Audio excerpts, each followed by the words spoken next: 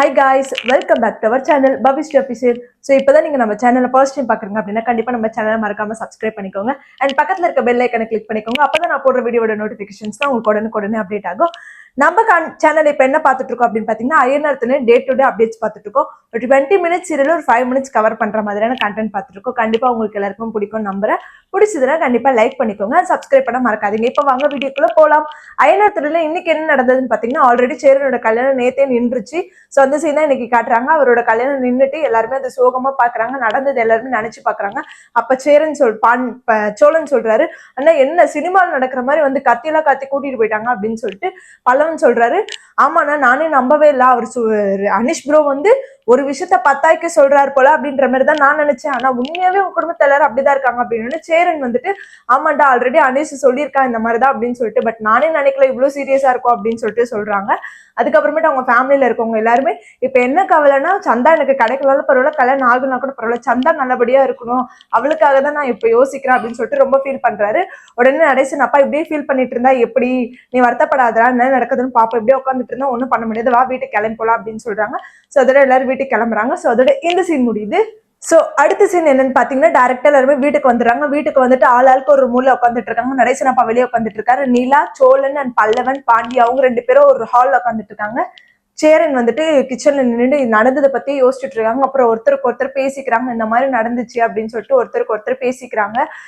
சேரன் நினைச்சு ரொம்ப கவலைப்படுறாங்க.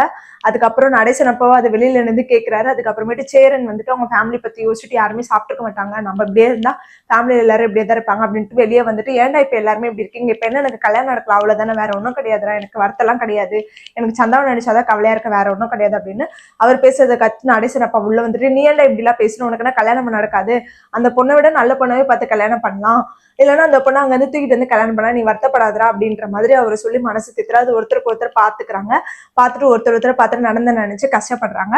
சோ அதோட இந்த சீன் அடுத்த சீன் என்னன்னா மார்னிங் காட்டுறாங்க. மார்னிங் காட்டணும்னு சேரன் வந்து டீ போட்டுட்டு இருக்காரு. நீலா வந்துட்டு அண்ணன் அப்படின்னு சொல்லிட்டு கூப்பிடுறாங்க. சேரன் திரும்பி பார்த்துட்டு என்னப்பா அப்படின்னு கேட்கறாரு. ஒண்ணு இல்லைன்னா அப்படின்னு சொல்லிட்டு போயிடறாங்க. அடுத்து பாண்டி பல்லவன் வந்து எல்லாரும் கேட்கவே அவர் ஏன்டா என்ன இப்படி எல்லாருமே குற்றவாளி மாதிரி பாக்குறீங்க, என்ன ரொம்ப நோயாளி மாதிரி பாக்குறீங்க, எனக்கு மாதிரி கஷ்டமா இருக்கு அப்படின்னு சொல்லிட்டு அப்புறம் நடேசன் அப்பா இந்த மாதிரி எல்லாம் பண்ணாதீங்க அப்படின்ற மாதிரி அவர் சொல்றாரு. சொல்லிட்டு வந்து எல்லாரும் பேசிட்டு நின்றுட்டு இருக்காங்க. நின்றுட்டு இருக்கும்போது அனிஷ் கிட்ட இருந்து போன் வருது.